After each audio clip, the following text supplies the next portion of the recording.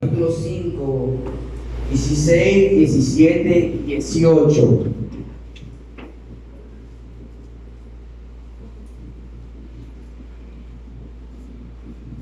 ¿Están ahí? Amén.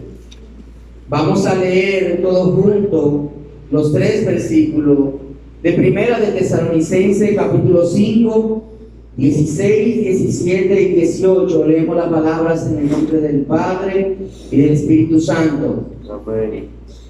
Estad siempre gozosos, orad sin cesar, da gracia a Dios en todo, porque esa es la voluntad de Dios para con vosotros en Cristo Jesús. Amén. Amante Dios, Padre eterno, Padre misericordioso, te damos gracias.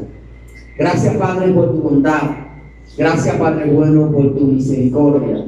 Gracias, Señor, porque podemos ver tu obra día tras día. Y cómo no amarte, cómo no contemplarte, cómo no adorarte, Señor.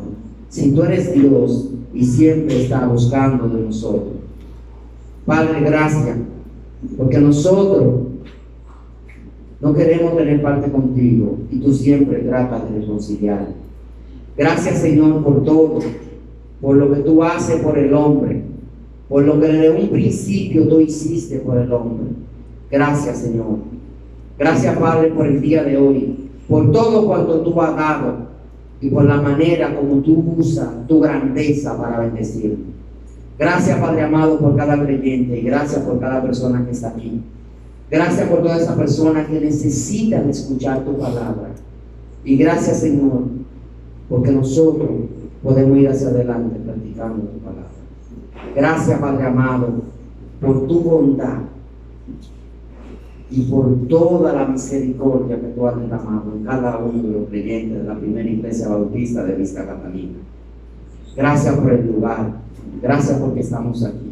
Gracias, Señor, infinitamente, muchas gracias. En el nombre poderoso de Jesucristo. Amén. Nunca, por favor, pueden estar sentados. Nunca, absolutamente nunca, dejen de orar. Primera de Tesalonicenses, capítulo 5, verso 17. Y entendemos que hay una palabra clave allí en este texto, y es la palabra persistencia. La persistencia es la duración de una cosa, de un ejercicio por un largo tiempo. Es la firmeza, la constancia en la forma de ser y de obrar de una persona. Es la perseverancia, la insistencia y la duración y la permanencia de una acción. Aunque en toda la iglesia tienen miembros que se mantienen en constantes dificultades, en constante batalla, en constante sufrimiento, Dios quiere que cada uno de nosotros superemos esas etapas. Dios quiere que cada uno de nosotros y cada uno de los miembros de su familia sea feliz y experimente la felicidad. Dios quiere que cada uno de nosotros estemos gozosos. Por eso y para experimentar tal condición, cada miembro, cada creyente debe hacer su parte. La cooperación de cada uno de los hermanos es vital para que esto funcione y para la salud y el crecimiento de la iglesia. Yo me pregunto, ¿estás haciendo tú tu parte? ¿Qué significa la obra para ti? Yo me pregunto, ¿eres tú un espectador más? ¿O eres un obrero? En el año 51, cuando Pablo está escribiendo esta carta, una de las primeras cartas que se escribieron en el Nuevo Testamento después de Santiago, Pablo se encuentra en Corinto Y estas cartas son de las primeras que se escriben, y Pablo está en una condición prácticamente podemos decir normal. Primera de Tesalonicenses se fundó en el segundo viaje misionero de Pablo. La iglesia de Tesalónica era una iglesia muy joven. Es por eso que ya Pablo la había establecido esa iglesia unos meses antes, y Pablo le escribe para dar gracias por la situación en la que ellos se encuentran, pero efectivamente para hacerle mención sobre la segunda venida del Señor. Ahora, los cristianos de Tesalónica estaban necesitaban madurar en la fe, y tenían muy mal entendido respecto a la segunda venida y lo que Pablo les había dicho por arribita en el momento en que él estuvo allá, en el momento en que se fundó la iglesia. Es por eso que Pablo le escribe. Ahora, ellos pensaban que Cristo regresaría de inmediato. Súmele a eso que ellos están siendo perseguidos de una manera muy fuerte, y están siendo perseguidos por todas esas personas que tienen liderazgo y que se oponen al cristianismo. El mismo cristianismo que está persiguiendo a Pablo, que está persiguiendo a Lucas, a Timoteo y a todos los líderes que quieren predicar abiertamente el evangelio. Y recuerden en una época en cual estamos, en una época muy difícil. Pasados 4 años después del 51, en el año 54 va a llegar Nerón a Roma a gobernar. Y todos estos lugares tienen autoridades romanas. Ahora, la persecución en ese momento incluía mucho martirio. En el año 51, cuando Pablo está predicando abiertamente, la persecución en este momento incluía apedreamiento. Pablo fue testigo de eso. La persecución incluía palizas brutales, aquellos que predicaban el evangelio abiertamente. Incluía persecuciones, crucificaciones, torturas y muertes. Eso era lo que le esperaba al cristiano en ese momento. Y ser un seguidor de Cristo significa renunciar a todo y experimentar esas experiencias por seguir el camino que ya usted decidió seguir. Y bajo esas condiciones, Pablo está escribiendo a los hermanos de Tesalónica. Ahora, Pablo estableció esta iglesia durante su segundo viaje misionero, y poco tiempo después le escribe esta carta para elogiarlo a nivel de su fidelidad, por la forma como se han mantenido, como han llevado la palabra, como están tratando la sana doctrina, y por la forma como están duplicando su legado. Pablo le escribe y le dice que a pesar de la persecución, ellos continúan siendo fieles, y él quiere recordarle la esperanza por la cual Cristo va a regresar y aclararle ese punto. Pablo les recuerda que prepararse para el segundo regreso, y en este punto él va a resaltar algunos puntos importantes para lo que la persona de Tesalónica, incluyendo todos los creyentes, los que no son creyentes y los líderes, tengan en cuenta y trabajen dentro de la congregación. Recordemos que es una congregación joven. Pablo les va a decir que tienen que edificarse unos a otros,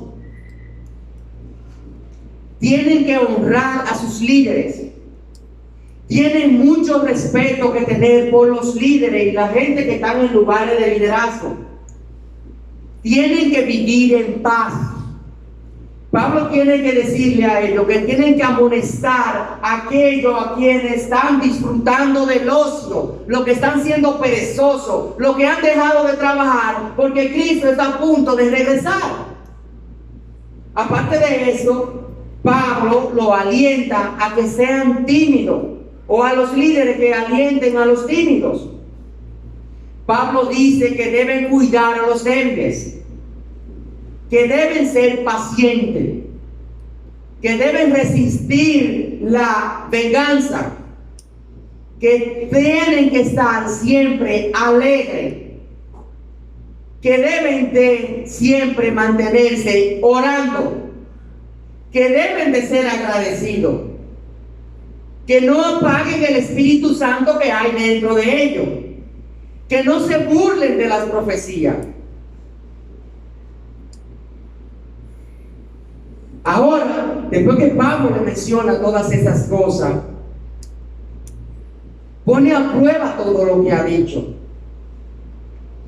Él le dice que se alejen del mal, concluye con 2 oraciones y un pedido de oración al final. 2 bendiciones y un pedido de oración. El pasaje que nosotros vemos en este texto, en la versión NTV, dice: estén siempre alegres, gozosos, nunca dejen de orar. Sean agradecidos en toda circunstancia, pues esa es la voluntad de Dios para ustedes, los que pertenecen a Cristo Jesús. Y recordemos que cuando Pablo habla a Filipenses, a Éfeso y a Galacia, siempre va refiriéndose en su salutación inicial a los santos y fieles que están en tal lugar. Éfeso, Galacia, Filipenses. Es por eso. Ahora nosotros tenemos, bajo esta idea de pensamiento y todo lo que hemos visto con este pasaje, la idea central que encierra este pasaje: la constancia, la persistencia y la perseverancia de nuestra búsqueda de Dios mediante el fiel orar nos hará conocer la voluntad de Dios para nuestras vidas. Hermano, usted quiere conocer a Dios, vacíe su corazón en oración. Usted quiere conocer a Dios, ore y hable con Él. En un principio siempre se nos explicó, siempre se nos dijo, y en la Biblia en Génesis capítulo 1, el hombre fue creado para tener señorío de toda la creación. Y ese señorío se lo dio Dios. Y cuando Dios creó al hombre, Dios lo creó para que tuviera una comunión y una comunicación genuina y constante con Él. Pero el hombre rompió ese lazo. Y como rompió eso, esa comunicación no fue de una manera como fue creado en la actualidad. Por eso el hombre siempre va a necesitar y debe ir en búsqueda de restaurar esa relación. Ahora, cuando nosotros llegamos y estamos aquí en Tesalonicenses con estos 3 textos, yo quiero que nosotros veamos 3 puntos esenciales que el ser humano, que el creyente, que la iglesia, que todo mundo necesita para mantener esa comunión y esa comunicación con el Señor.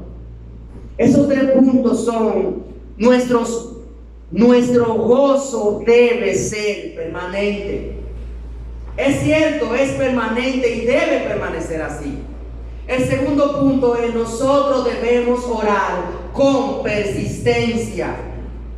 No es un patrón, no es con los parámetros que nosotros le ponemos, no es 15 minutos en la mañana y 10 minutos en la noche y ya cumplí. No es viniendo a la iglesia solamente los domingos en la mañana, no es suficiente.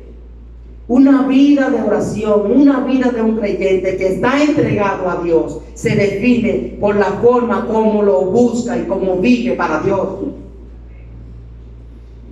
Y por último punto, nosotros debemos siempre mantener una actitud de agradecimiento. Son los puntos esenciales que nosotros vamos a buscar en estos 3 textos de Primera de Tesalonicenses. Pablo y todos los cristianos y sus nuevos amigos que estaban aquí en Tesalónica sufrieron persecución a causa de su fe.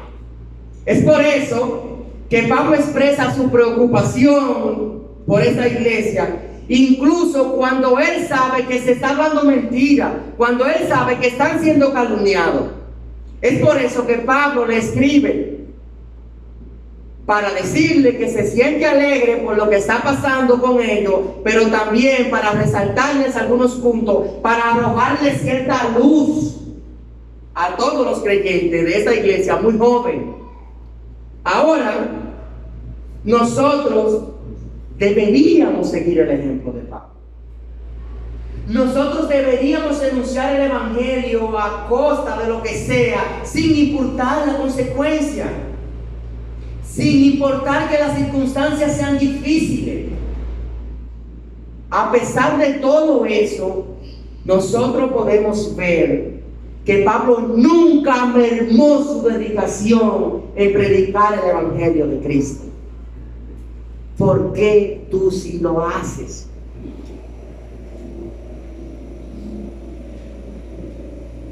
¿Por qué callamos cuando siempre deberíamos de hablar? Los creyentes no deben desatender sus responsabilidades diarias con la congregación. Al contrario, deben vivir para agradar al Señor. Viva como si el regreso de Cristo fuera ahora, fuera mañana. Manténgase ocupado como hijos obedientes. Fue lo que Pablo le dijo. Olvídese del ocio, usted no sabe cuándo va a pasar. Es por eso que cuando el Señor venga, debe encontrarnos haciendo su obra. Debe encontrarnos haciendo lo de Él, trabajando en la viña. Cuando nosotros vamos al primer texto de este capítulo 5, en el verso 16, dice: estén siempre alegres, estén siempre gozosos. Y el primer punto que yo les resalté, que yo les dije que íbamos a tratar, es: nuestro gozo debe ser constante. Esté siempre gozoso. El gozo es una característica que se encuentra en los frutos del Espíritu en Gálatas capítulo 5, verso 22. Dice 5:22 Gálatas: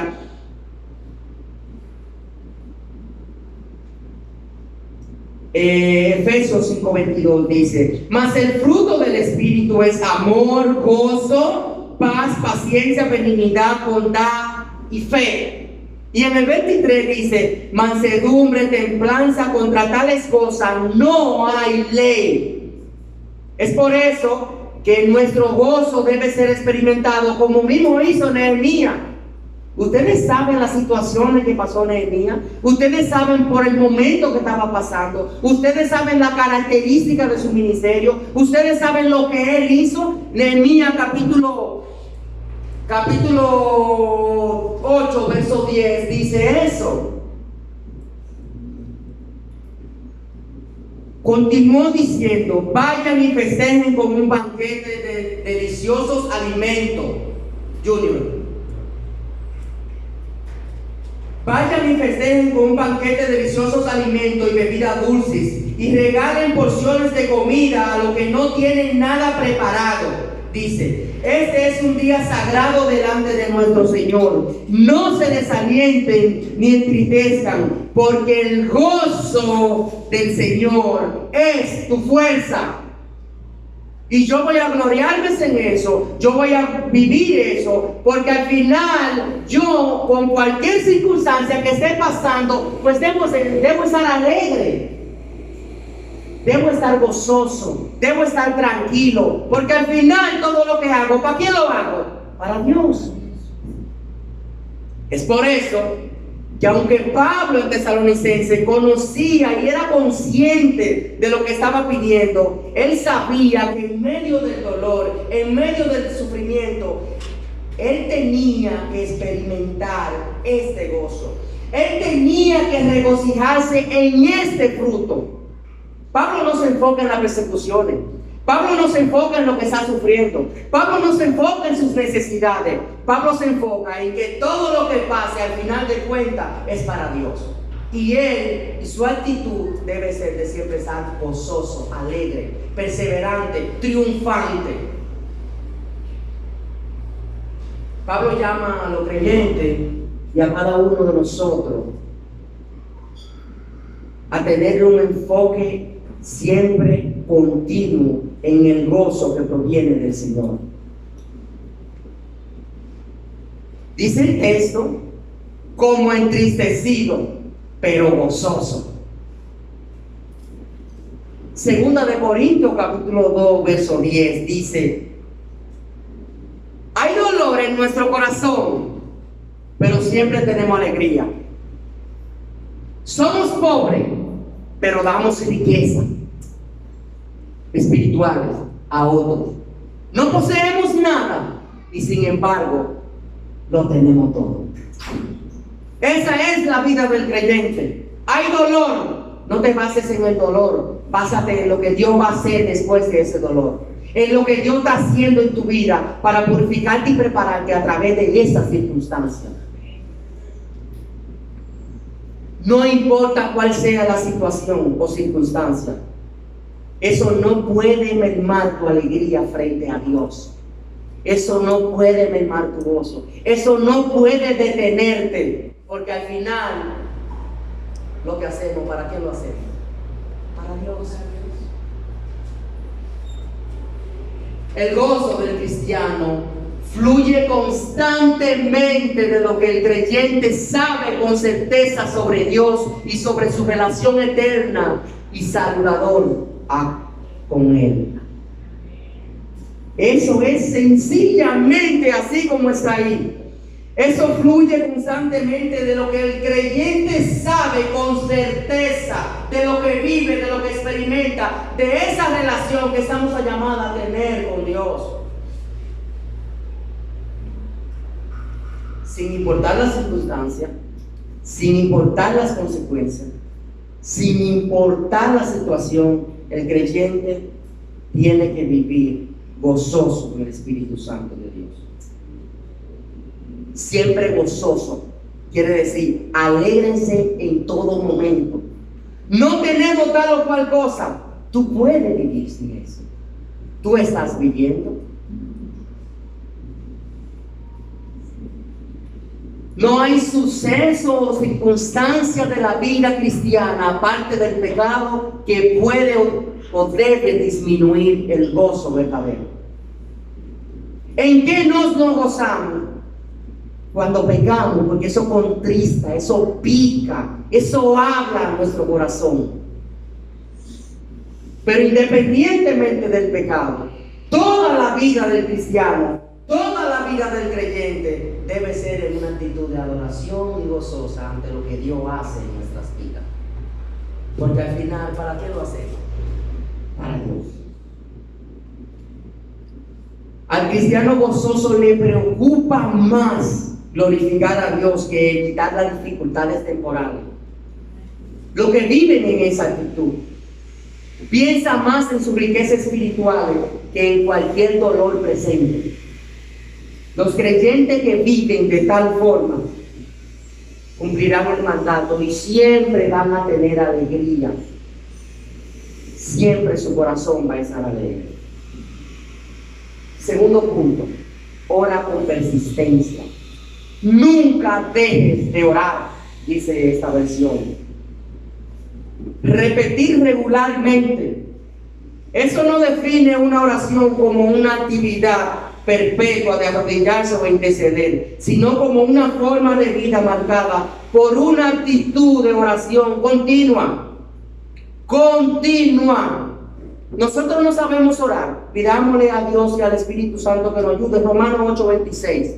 Romanos 8:26 dice: además, el Espíritu Santo nos ayuda en vuestra debilidad. Por ejemplo, nosotros no sabemos qué quiere Dios que le pidamos en oración, pero el Espíritu Santo ora por nosotros con gemidos que no pueden expresarse con palabras. Cuando Elías fue al templo que vio a Ana, dijo: ¿está borracha? ¿Qué estás haciendo, mujer? No estaba borracha, estaba balbuceando, llena de lágrimas, porque eso era lo que salía de su corazón, porque eso era lo que ella tenía con tanto clamor y tanto gemido y tanto dolor y tanta súplica. Ella le pedía a Dios. Elías no lo entendía y no lo entendió hasta 3 o 4 años después, cuando Ana fue con el niño y le dijo: lo pedí a Dios ante tus ojos, y aquí lo entrego porque Él me lo concedió. No es con palabra bonita, no es con un megáfono en una esquina. No, es que lo que tú digas es el Espíritu Santo de Dios que lo va a poner en tu boca. Y aunque tú no sepas, tú necesitas arrodillarte y sacar ese tiempo para el Señor. No es que Dios lo necesite, eres tú que lo necesitas. Por eso orar es tan importante. Hermano, hágalo con persistencia. Nuestra actitud se basa en el conocimiento de nuestra dependencia de Dios, en darnos cuenta de su presencia en nosotros y decidir obedecerlo en todo, no importa circunstancia.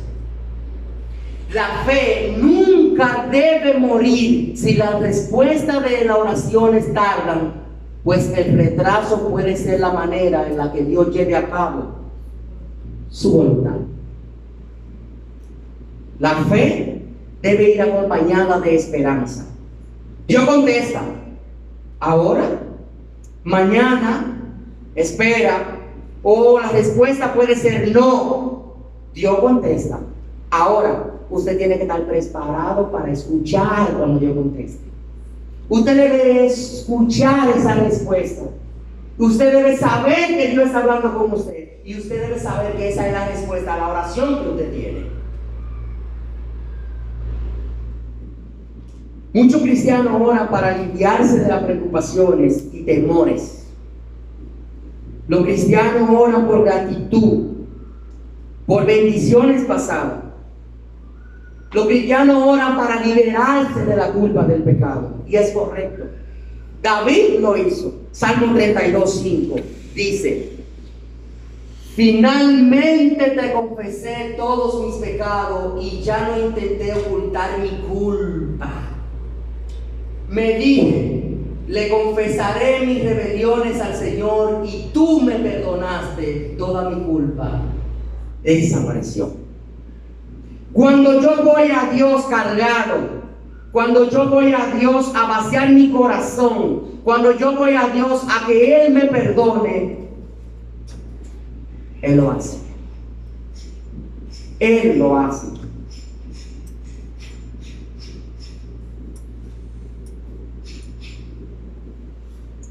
Uno de los mayores puntos por los que los creyentes jamás deben dejar de orar es por su crecimiento a nivel espiritual. Amado hermano, si tu intención o si nuestra intención en todo lo que hacemos está dirigida a la gloria de Dios, entonces toda nuestra vida debería ser una constante oración. Debería ser una actitud de oración continua. Lucas capítulo 18, verso 1 al 8, hay uno de los relatos más increíbles a nivel de persistencia y oración que nosotros podemos encontrar en la Biblia. Dice el texto: cierto día Jesús le contó una historia a sus discípulos para mostrarle que siempre debían orar y nunca darse por vencido. Oren persistentemente. Dice el verso 2: había un juez en cierta ciudad, dijo, que no tenía temor de Dios ni se preocupaba por la gente. No tenía temor de Dios. Dice el verso 3: una viuda de esa ciudad acudía a él repetidas veces para decirle: hágame justicia en este conflicto con mi enemigo. Repetidas veces. Dice el verso 4: durante un tiempo el juez no le hizo caso hasta que finalmente se dijo a sí mismo. Verso 5: no temo ni importa la gente, pero esta mujer me está volviendo loco. Me ocuparé de que reciba justicia porque me está agotando con sus constantes peticiones. Me está asqueando. Me está sacando de quicio, me está revolviendo la paciencia. Y en el verso 6 dice: entonces el Señor dijo: aprendan una lección de este juez injusto.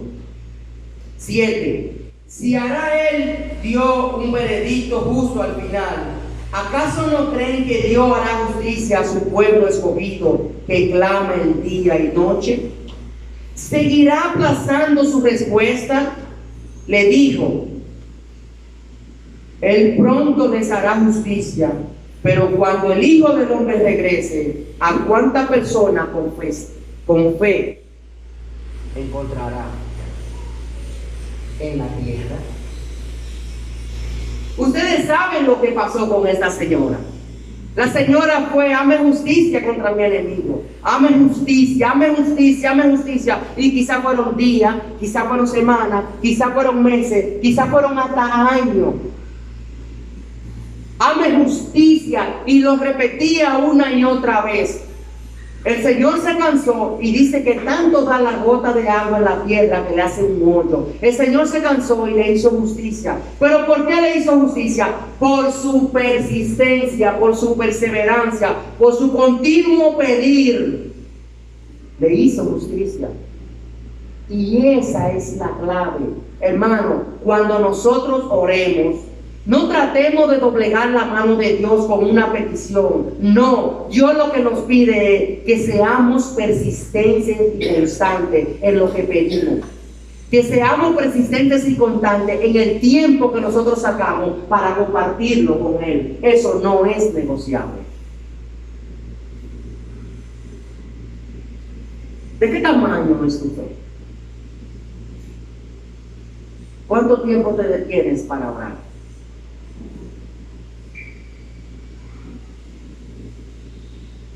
El tamaño de tu Dios lo determina el tamaño de tu oración.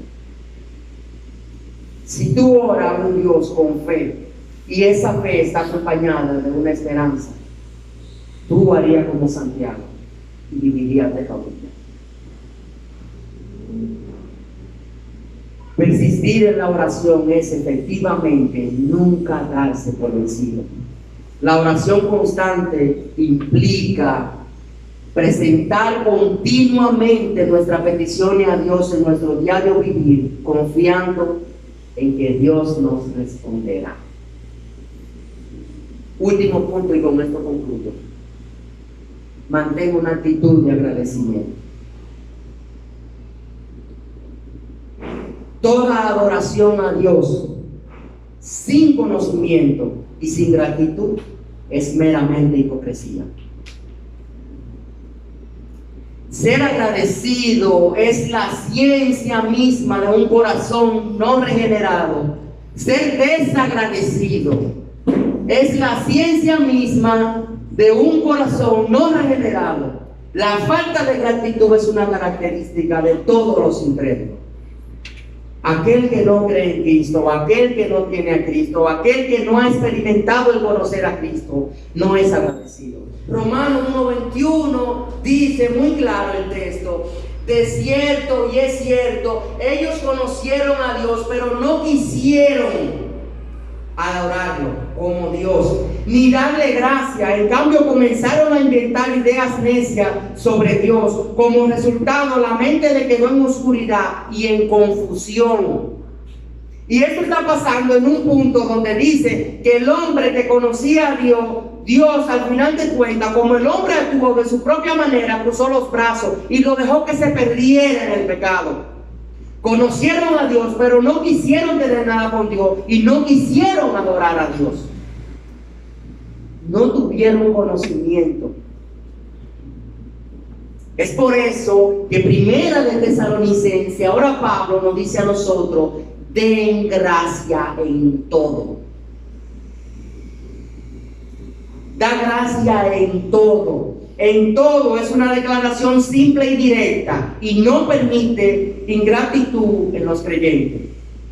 La ingratitud en los creyentes no está permitida y eso no es negociable. Fíjense que ahí no dice den gracia por todo. No, el texto dice den gracia en todo. En todo lo que ocurre en la vida. No importa las luchas, no importa las pruebas, no importa las dificultades, no importa las vicisitudes. Todo lo que ocurre en tu vida, tú debes ser agradecido con Dios. El agradecimiento debe ser parte de la estructura de la vida regenerada de un creyente. Si tú has experimentado el conocer a Cristo, tú tienes que ser agradecido. Filipenses capítulo 4, versos 6 y 7 dice: no se preocupen por nada. En cambio, oren por todo. Díganle a Dios todo lo que necesitan y denle gracias por todo lo que Él ha hecho. Así experimentarán la paz de Dios, que supera todo lo que podemos entender. Dice: la paz de Dios os cuidará su corazón y su mente mientras vivan en Cristo Jesús.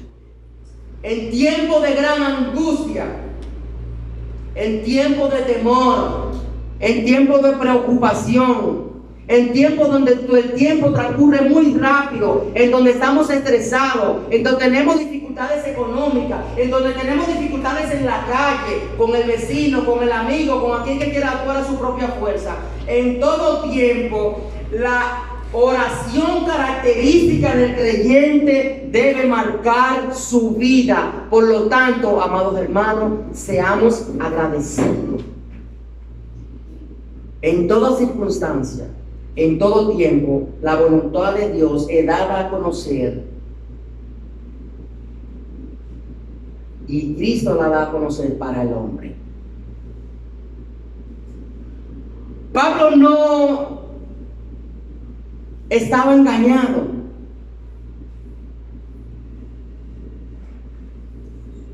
Pablo dice muy claro: den gracias a Dios en todo. Por lo tanto, entendemos que Pablo no estaba enseñando que deberíamos dar gracias a Dios por todo lo que nos sucede, sino en todas las circunstancias que teníamos. Porque hay cosas que suceden que somos nosotros mismos que las provocamos. Entonces es por nosotros. Entendamos que lo malo no proviene de Dios. Por lo tanto, deberíamos agradecerle por eso. No, lo malo no es de Dios, no proviene de Él, no es directamente que Él manda: le voy a hacer esto a fulano. No, no es así.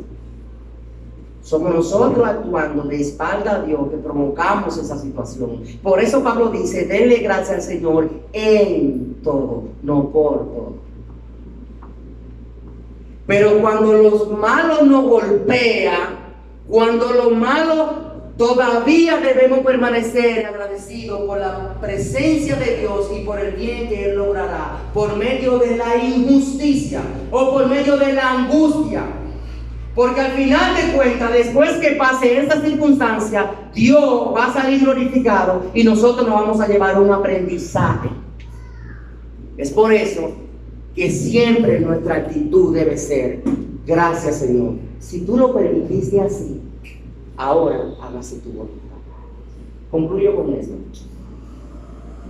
Pablo visitó Tesalónica en su segundo y su tercer viaje misionero, y sus compañeros siempre mostraron fidelidad a él y fueron llevando el evangelio a todo lugar, inclusive a pesar de las persecuciones.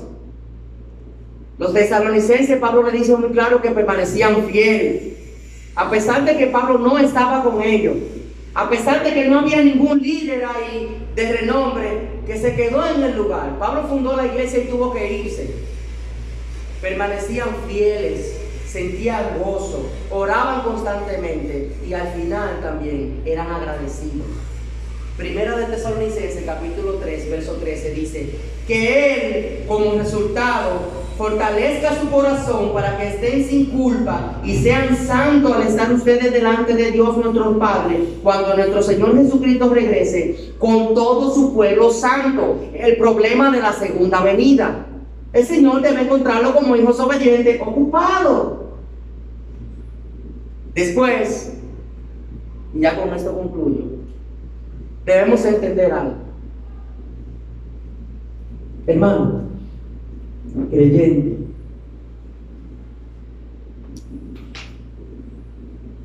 aprendamos esto. Cuando nosotros dependemos de organizaciones, obtendremos lo que las organizaciones pueden hacer por nosotros. Cuando nosotros dependemos de la academia, obtendremos lo que la educación puede hacer por nosotros. Cuando nosotros dependemos de los hombres, obtendremos lo que el hombre puede hacer por nosotros. Cuando nosotros dependemos de la oración, entonces veremos lo que Dios puede hacer y lo que Dios va a hacer y lo que Dios ha hecho por nosotros. Creyente, depende. Tu vida debe depender de la oración. Sé persistente. Experimenta ese gozo que el Espíritu Santo da y vive una vida con gratitud hacia Dios. Es lo que Dios demanda de nosotros. Nosotros podemos ver lo que la oración puede hacer por cada uno de nosotros. Si vivimos dependiendo de la oración. Dios te bendiga. Amén. Amante Dios, Padre eterno, Padre misericordioso, gracias. Gracias, Padre, por tu palabra, por tu bondad, por tu misericordia y por todo cuanto tú has hecho y has dado a nosotros. Bendito Dios, cuídanos, protégenos como siempre lo has hecho. Y mira, Padre, a aquellas personas que aún no conocen de ti, los que no quieren tener parte contigo, los que viven de espalda a tu palabra. Padre, toda persona que no te conoce debería tener un encuentro contigo y experimentar esa salvación y ese amor tan grande que solamente se logra a través de tu Hijo Jesucristo. Y todo lo que tú haces a través de Él es para nuestro favor. Gracias te damos en el nombre poderoso de Cristo. Amén.